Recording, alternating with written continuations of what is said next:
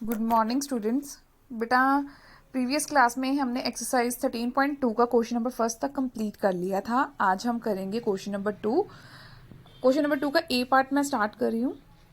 A wire is in the shape of rectangle. आपके पास wire है, ठीक है, उसको वो रिटेंगल शेप में है, ठीक है। इफ लेंथ इज 40 सेंटीमीटर और उसकी लेंथ 40 सेंटीमीटर और ब्रेथ 22 सेंटीमीटर है, ठीक है। If the same wire is rebent in the shape of square, अगर उसी वायर से मैं रिटेंगल वाली वायर से मैं अगर स्क्वायर में उसको कन्वर्ट कर दूं, what will be the measure of each side, तो आपको स्क्वायर की साइड्स बतानी है।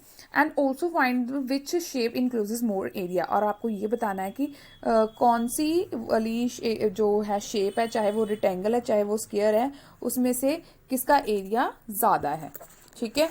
तो मैं स्टार्ट कर रही हूँ।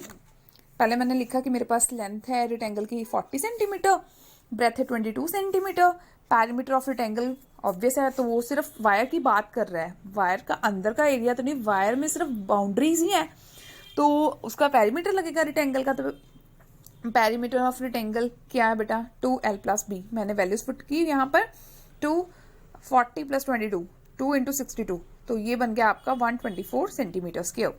देन पैरीमीटर ऑफ स्क्वायर वो क्या होता है, 4 × साइड, ठीक है।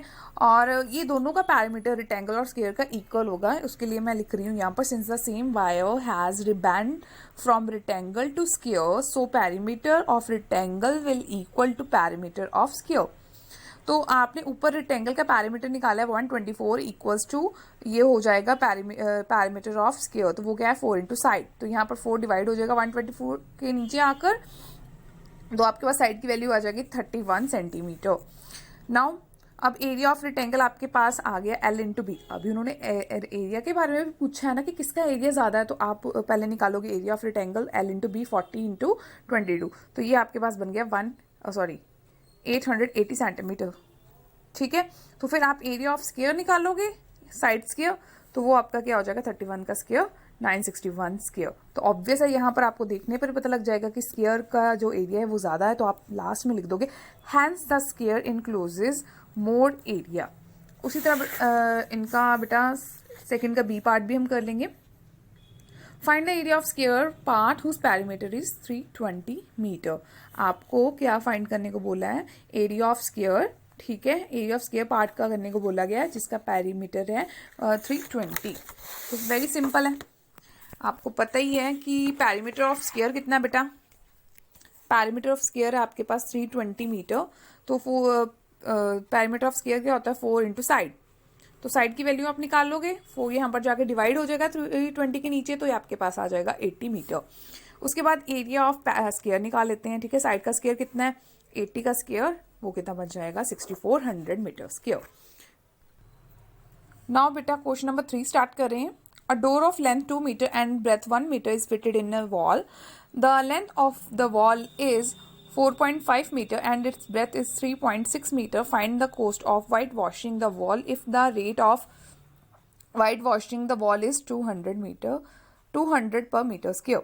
तो बहुत इजी क्वेश्चन है ये बेटा, ठीक है। एक डोर है जिसकी लेंथ आपको दी गई है 2 मीटर और ब्रेथ आपको दी गई है 1 मीटर, और वो एक वॉल में फिट है, और उसके बाद उस वॉल की आपको लेंथ और ब्रेथ दी गई है, ठीक है।